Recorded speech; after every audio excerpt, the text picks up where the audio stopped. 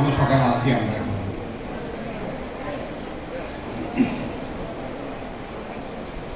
শ্রদ্ধেয়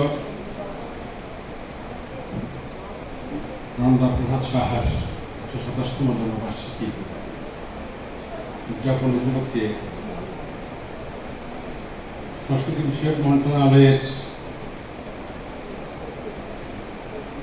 আয়োজনে পৃষ্ঠপোষকতায় মূলত বাংলাদেশ শিল্পী কল্যাণ ট্রাস্টের আয়োজনে এবং কুমুদিনী ট্রাস্টের সার্বিক সহযোগিতায় আমরা আজকে এই একটা অনুষ্ঠানের উপস্থিত হতে পেরে আমি সত্যি নিজে খুব ধন্য মনে করছি। আমার মনে হয় আমার চাকরি জীবনে স্মরণীয় যে ঘটনাগুলো আছে তার মধ্যে এটি একটি। আমরা আজকে যে আলোচনা মূলত আমরা এখানে করতে এসেছি সেটা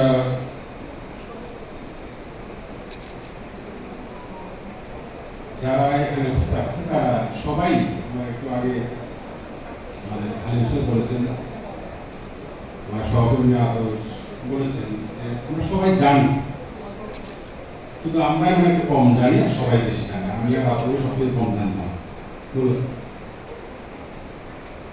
এবং আপনারা সঠিকভাবে বলেছেন। আমাদের এই ক্ষেত্রে আমাদের ওস্তাদ আমাদের তিনি আমাদেরকে যতটুকু জ্ঞান দিয়েছেন আমরা এটা নিয়ে এখন মোটামুটি এখানে এসে হাজির হয়েছি আমাদের সামনে। মজার বিষয় হলো আমার কাছে সত্যি আশ্চর্য, আমি আসার সময় আমার সহকর্মীর সাথে কথা বলছিলাম যে এটা কি আসলে কি মানুষের পক্ষে সম্ভব কিনা। এটা তো অতি মানবিক আসলে, মানবিক একটা মানুষ এক জীবনে এত কিছু কিভাবে করতে পারে, এটা ঐশ্বরিক দান ছাড়া কিছু হতেই পারে না। আমি আসার সময় আমরা এই কথাটা বলছিলাম যে আসলে শূন্য থেকে মহাশূন্যে চলে যাওয়া। তবে আমরা যদি অ্যানালাইসিস করি, একটু বিশ্লেষণ করি তার এই পর্যায়ে যাওয়ার পিছনে কি কি জিনিস তার মধ্যে কাজ করেছে সেটাই আমাদেরকে, আমার এখানে যারা মূলত ছাত্রীরা যারা আছে তাদের উদ্দেশ্যে বলবো। আমরা যারা সামনের সাথে বসে আছি আমাদের তো জীবন অনেকেরই প্রায় শেষ, অনেকেরই কিছু কিছু শেষ, অনেকেরই অর্ধেক শেষ। আমরা পেছনে যারা আছে তাদের জন্যই বলবো, একটা মানুষের কি কি গুণ থাকা উচিত, কি কি গুণ থাকলে আমরা তাকে মানুষ হিসেবে মনে করি বা একজন মহামানব হিসেবে মনে করতে পারি। এর মধ্যে আমি কোনটা যে রণদা প্রভাত সাহা ছিল না আমি সেটাই খুঁজে পাচ্ছি না। একটা মানুষের কি কি গুণ থাকতে হবে আসলে, মানবিক হতে হবে, তাকে ধার্মিক হতে হবে, অসাম্প্রদায়িক হতে হবে, তার মধ্যে মাতৃভক্তি থাকতে হবে, দেশপ্রেম থাকতে হবে। এই যে আমাদের যে অনেকগুলো যে গুণ, নেতৃত্ব গুণ থাকতে হবে, তার মধ্যে কোন গুণটা ছিল না সেটাই মনে একটা গবেষণার বিষয়। আসলে কোনটা কমতি ছিল, তার কোনটা ছিল সেটা নিয়ে না ভেবে আমার মনে হয় আমাদের এক্সারসাইজ করতে কোনটা ছিল না সেটা পাই। এটা আমার মনে হয় আপনারা যারা আছেন এখানে তারাই পারবেন, যারা ভিতরের কথাগুলো জানেন। আমার মনে হয় আমাদের পরম শ্রদ্ধেয় বড় মা এখানে আছেন, আপনি বলতে পারবেন যে ওনার মধ্যে কোন গুণটা ছিল না আপনি পেয়েছেন কিনা। আর কেউ তো পাওয়ার কথা না, আমার মনে হয় না তো অতটা। আপনি তো মোটামুটি ওনাকে কাছে থেকে পেয়েছেন একেবারে। আমি মূলত যেই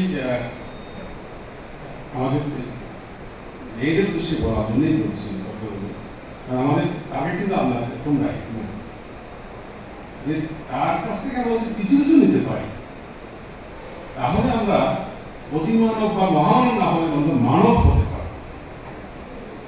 এটাই যথেষ্ট। আমাদের সবাই মহামানব হওয়ার প্রয়োজন নেই, সবাই রণদা প্রভাত সাহা হওয়ার প্রয়োজন নেই, কিন্তু আমরা তার থেকে যদি কিছু কিছু গুণ নিতে পারি, কয়েকটা যদি আমরা তার কাছ থেকে গ্রহণ করতে পারি তার প্রতিষ্ঠানে থেকে, এই প্রতিষ্ঠান আমাদেরকে অনেক কিছু শেখাচ্ছে। এই যে কথাগুলো লেখা আছে প্রতিটি কথা কিন্তু আছে, দেখেন আমরা বলছি ওনাকে উনি অশিক্ষিত, কিভাবে অশিক্ষিত হন? উনি স্বশিক্ষিত, উনি নিজেকে নিজে শিক্ষা দিয়েছেন, উনি পারিপার্শ্বিক থেকে শিখে নিয়েছেন সব কিছু, উনি বই পুস্তক করতে হয়নি ওনার কাছে। নজরুল তো আমাদের যে সহকর্মী বললেন মহোদয়, নজরুল কি শিক্ষা নিয়েছেন? অথচ নজরুলকে নিয়ে আসছে কত গবেষণা হচ্ছে, কতজন পিএইচডি করছে নজরুলের তার জীবনী নিয়ে, তার কর্ম নিয়ে। আমার মনে হয় স্বর্গীয় নরেন্দ্র প্রসাদ সাহা এমনই একজন যাকে নিয়ে অনেক গবেষণা হওয়া দরকার, অনেক গবেষণা হওয়া দরকার তার জীবন নিয়ে। এখান থেকে হয়তো আমাদের অনেকে অনেক কিছু শেখার বা জানার অনেক কিছু বেরিয়ে আসতে পারে আমাদের জন্য। একটা প্রতিষ্ঠান কতটা ডিসিপ্লিন হতে পারে। আমরা এই যে এখানে আসার আগে একটু ঘুরে এসেছিলাম, হাসপাতালে দেখে আসলাম, মেডিকেল কোর্সে দেখে আসলাম, রোগী আছে কিন্তু কোনো ডিসিপ্লিন কোনো কিছু দেখিনি আমি কোথাও।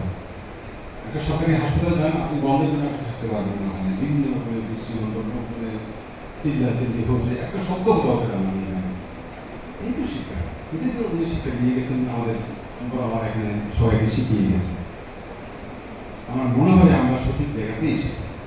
আমাদের আমি বলবো যে আমাদের আরো অনেক আগেই এই ধরনের প্রতিষ্ঠানে আমাদের সরকারকে সম্পৃক্ত, আরো বেশি সম্পৃক্ত করা প্রয়োজন ছিল। আমরা দেরিতে হলেও আমাদের মধ্যে বড়োদয় হয়েছে।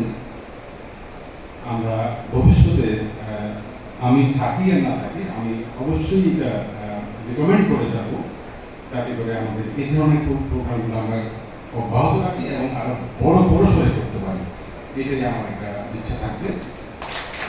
আর আপনারা যারা এখানে এই অনুষ্ঠানে আজকে শাসন বিষয় মন্ত্রণালয়কে সহযোগিতা করেছেন, তাদের প্রতি আমার কৃতজ্ঞতা থাকবে। বিশেষ করে অনিমেষ বাবু, উনি এখানে নাই মনে হয়, এখন তো আছে, পেছনে আছেন। আমার আর আসলে আমি সাহা জীবন নিয়ে কিছু বলতে যাওয়া, যে আদালত যে কথা বলছি ওইটা একই কথা, আমাদের একই কথা হবে। আমার মনে হয় ওনার জীবনী নিয়ে আমরা আপনাদের কাছে শুনতে হবে, শুধু বলার কিছু থাকবে না। আমি শুধুমাত্র শেষ পর্যায়ে গেছে একটা কথা বলবো, আমার যেহেতু শিল্পী ট্রাস্টের প্রসঙ্গ এসছে এখানে, ট্রাস্টের পক্ষ থেকে আপনাদের মাধ্যমে একটা যেহেতু ট্রাস্টটা নতুন, যদিও আইন হয়েছে অনেক আগেই, কিন্তু এটা কার্যক্রম শুরু হয়েছে খুব সম্প্রতি। আমরা এই ট্রাস্টের পক্ষ থেকে যারা মূলত শিল্পী, যারা শিল্পী বলতে এখানে শুধুমাত্র যারা কোনো সাংস্কৃতিক অনুষ্ঠান তারা না, সবাই শিল্পী। এখানে শিল্পী বলতে লেখক, সাহিত্যিক, চিত্রকর, আর্টিস্ট যারা আছে, বা সবাই ইভেন একেবারে সব কিছু কাভার করতে বলা হয়েছে। সৃজনশীল কর্মকাণ্ড মানে শিল্পী, যিনি সৃজনশীল কর্মকাণ্ড সম্পৃক্ত তিনি শিল্পী।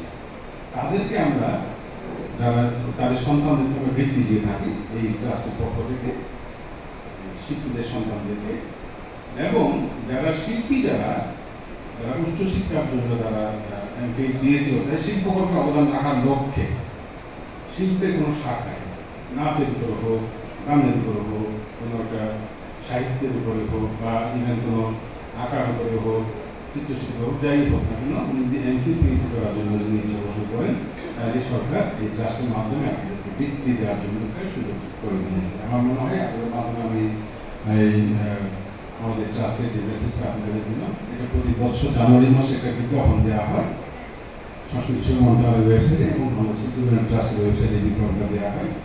বিজ্ঞাপনের মাধ্যমে একটা ফর্ম পূরণ করে দিলে আমরা সেই বৃত্তিটা দেওয়ার জন্য সরকার ব্যবস্থা নিয়েছে। গত বছরকে আমরা চালু করেছিলাম। এটা শুধুমাত্র আমাদের ট্রাস্টের পক্ষ থেকে আপনাদের মাধ্যমে মেসেজ দেয়, যারা এই সুযোগ নেওয়ার জন্য চেষ্টা করে নিতে পারেন আপনারা।